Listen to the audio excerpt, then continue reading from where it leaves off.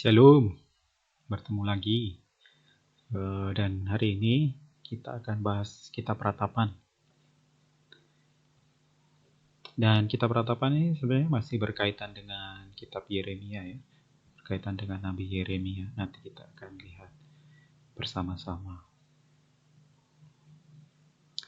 Nah, ada yang menganggap kalau Yeremia ini yang menulis kitab ratapan. Ya.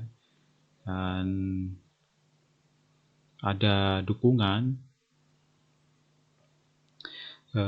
bahwa Yeremia menulis juga sebuah ratapan di 2 Tawarik 35 ayat 25. Dan juga waktu kita bahas Yeremia pasal 52, kita lihat ya kalau Yeremia itu seperti menyaksikan kejatuhan Yerusalem.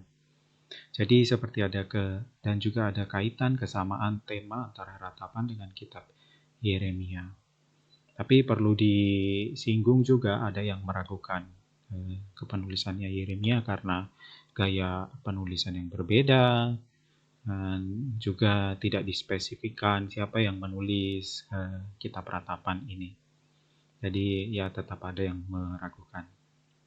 Tapi meskipun demikian, pada intinya ada kaitan dan ada kemiripan, dan ada kemungkinan kalau penulis kitab ratapan itu Yeremia.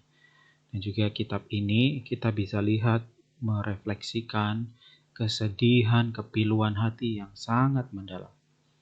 Seorang yang sangat bersedih melihat hal-hal yang terjadi atas kotanya Tuhan, kota umatnya Tuhan, Yerusalem, yang dihancurkan. Nah, kitab ratapan ini ditulis sekitar abad ke-6 perkiraannya. Bisa dilihat di sini. Saat kejatuhan Yerusalem dan pembebasan Yoyakhin dari penjara di Babilonia, Babel.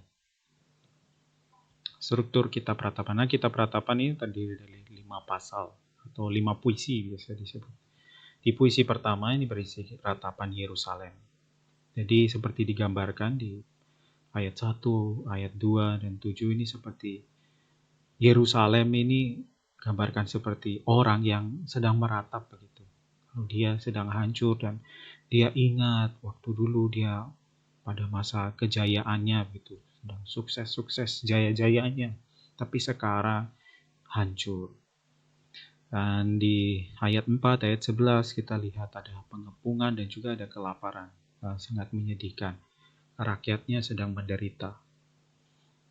Dan kita bisa lihat betapa berat hukuman dan juga rasa malu yang ditanggung kota Yerusalem. Di puisi yang kedua, pasal 2, kita lihat murka Tuhan. Jadi kita bisa lihat seperti yang menulis, yang meratap, kitab ratapan ini seperti menyebutkan sumber penderitaan ini ditimbulkan karena Tuhan. Dan ini jadi seperti menimbulkan pertanyaan, Tuhan adil atau tidak sih? Saya baca di ayat 1-3 ya. Betapa Tuhan menyelubungi putri Sion dengan awan dalam murkanya. Keagungan Israel dilemparkannya dari langit ke bumi. Tak diingatnya akan tumpuan kakinya tatkala ia murka. Tanpa belas kasihan, Tuhan memusnahkan segala ladang Yakub. Ia menghancurkan dalam amarahnya benteng-benteng putri Yehuda. Ia mencampakkan ke bumi dan mencemarkan kerajaan dan pemimpin-pemimpinnya. Dan seterusnya. Jadi kita bisa lihat seperti yang menulis puisi ini, dia meratap dan melihat ini Tuhan yang buat semuanya, mengizinkan semuanya terjadi. Dan dia bertanya tentang keadilan Tuhan. Nah, di bagian ini juga kita lihat disampaikan akan kehancuran bait suci dan juga rakyat yang putus asa. Dan juga kita baca di ayat 19, ada permohonan belas kasihan, ada dorongan untuk ayo kita berseru sama Tuhan. Dibilang, bangunlah, mengeranglah pada malam hari, pada permulaan giliran jaga malam. Curahkanlah isi hatimu bagaikan air di hadapan Tuhan. angkatlah tanganmu kepadanya demi hidup anak-anakmu yang jatuh pingsan karena lapar di ujung-ujung jalan. Menyedihkan ya. Kita lihat gambarannya anak-anak kelaparan di pinggir, di ujung-ujung jalan. Jadi ada banyak anak-anak yang kelaparan. Dan yang meratap ini aja, ayo kita berseru, curahkan isi hati kita kepada Tuhan. Kita sedang sulit, kita menderita.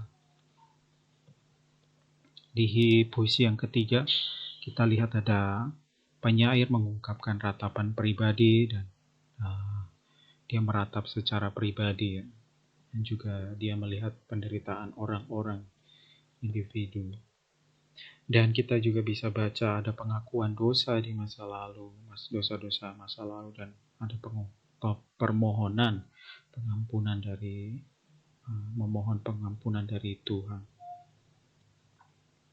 Ini menarik juga di pasal 3 ini salah satu ayat emas juga ya. Ada pengharapan dari penyairnya, penulis ratapan ini. Dia percaya pada kesetiaan Tuhan. Jadi seperti di tengah-tengah begitu ya, di pasal 3. Tengah-tengah saya baca. Tetapi hal inilah yang kuperhatikan. Pasal 3 ayat 21. Mulai dari ayat 21. Oleh sebab itu aku akan berharap. Tak berkesudahan kasih setia Tuhan. Tak habis-habisnya rahmat-Nya. Selalu baru tiap pagi. Besar kesetiaan-Mu. Tuhan adalah bagianku, kata jiwaku. Oleh sebab itu aku berharap kepadanya.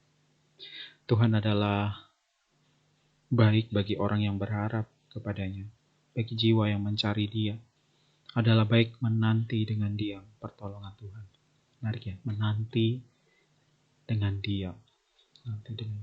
Jadi penyair mengungkapkan kepercayaan kepada kesetiaan Tuhan. Kesetiaan Tuhan yang besar. Di pasal 4 kita baca lagi ada kehancuran total dari Yehuda. Jadi kita bisa lihat ada kengerian, seperti dirincikan begitu kengerian, pengepungan dan kelaparan. Saya baca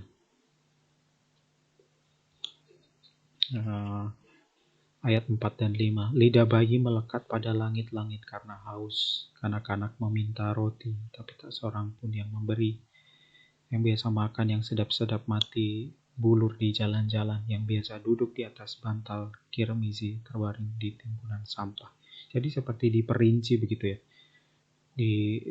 Disebutkan bayi-bayi sampai lidahnya itu melekat di langit-langit karena haus. Sampai sebegitu diperincinya. Anak-anak minta roti, tapi nggak ada yang kasih. Dan orang-orang biasanya makan yang enak-enak, tapi kita lihat sekarang, itu dia bilang banyak yang meninggal, dan seterusnya. Dan di sini juga kita lihat banyak perempuan dan anak-anak juga khususnya yang mengalami penderitaan dan menyebabkan kesedihan yang lebih lanjut.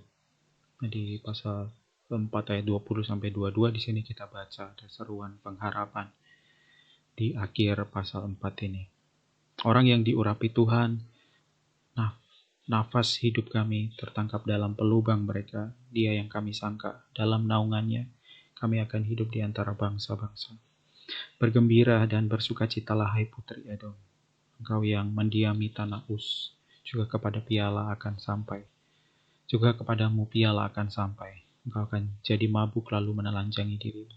Telah hapus kesalahanmu, putri Sion, tak akan lagi Tuhan membawa engkau ke dalam pembuangan.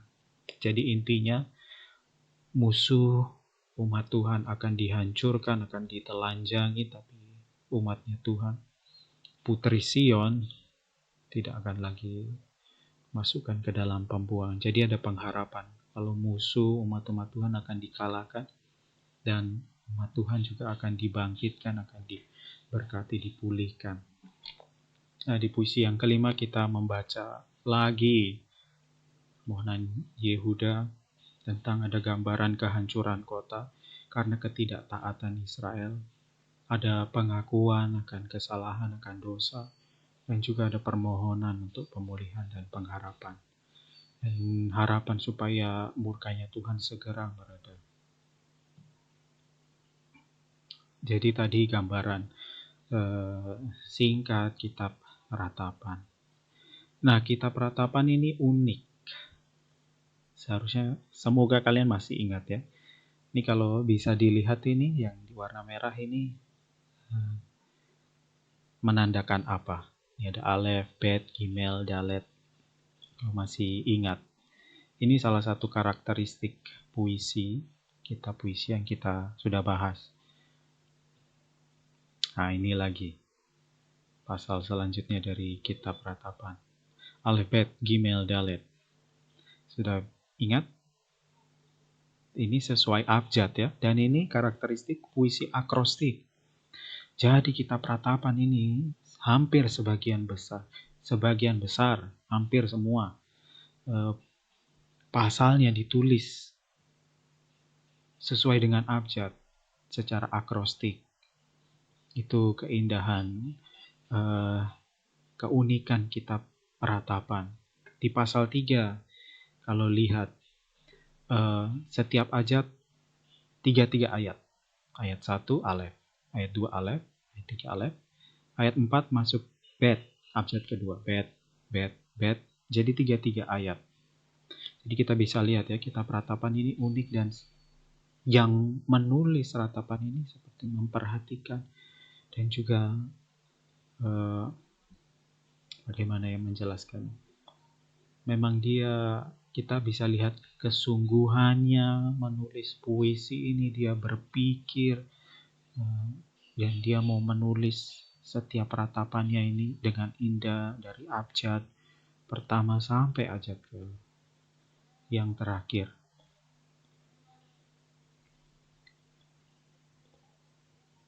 Itu kita lihat. Nah, kita masuk ke tema ini, salah satu tema besar penderitaan manusia. Dari awal tadi kita lihat ya, umatnya Tuhan harus mengalami kehancuran, penderitaan, dan itu karena dosa mereka. Penderitaan manusia tidak bisa dihindari, dan juga kadang-kadang nggak bisa dijelaskan. Mungkin mirip dengan apa yang terjadi dengan Ayub, tidak bisa dijelaskan. Dan kitab Ratapan ini dengan jelas melukiskan aspek pembalasan dari penderitaan manusia. Sesungguhnya Tuhan tetap benar ketika menghakimi kedurhakaan orang-orang yang memberontak terhadap perintahnya. Ya, mereka yang memberontak, yang tidak taat kepada Tuhan, pada akhirnya harus menghadapi ganjarannya, harus menerima ganjaran dari kedurhakaan mereka.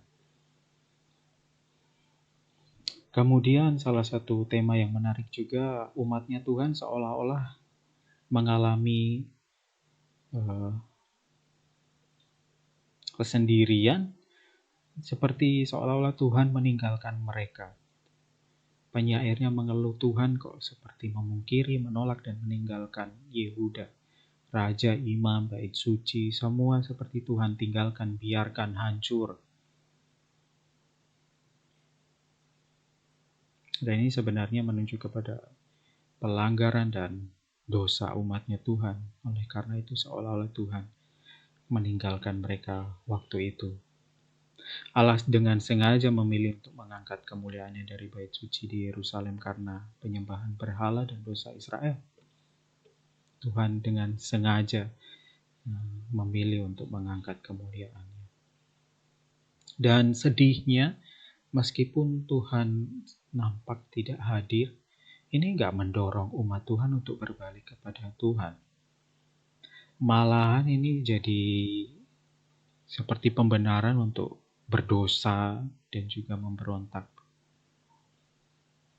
Jadi Tuhan pergi, Tuhan tidak hadir, bukan malah membawa umat Tuhan untuk mencari Tuhan, tetapi malah mendorong mereka untuk, maka ini alasan untuk mereka berbalik dan juga menentang Tuhan, berdosa lagi. Menyedihkan rasanya. penyair ratapan menyanyikan permohonan kepada Tuhan, kepada Yahweh untuk sekali lagi menengok umatnya dan kembali kepada mereka. Karena umatnya sudah keras, jadi penyair ratapan yang memohon kepada Tuhan, Tuhan ayo Tuhan yang menengok, Tuhan yang datang di tengah-tengah umat Tuhan, membarui umatnya dalam kasih.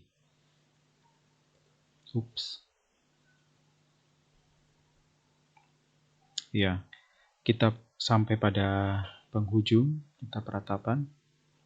Kitab ratapan yang kemungkinan ditulis oleh Yeremia ini berisi ungkapan kesedihan yang mendalam melihat kota Yerusalem yang hancur karena dosa dan ketidaksetiaan umat Tuhan. Penghakiman Tuhan akhirnya turun ke atas mereka.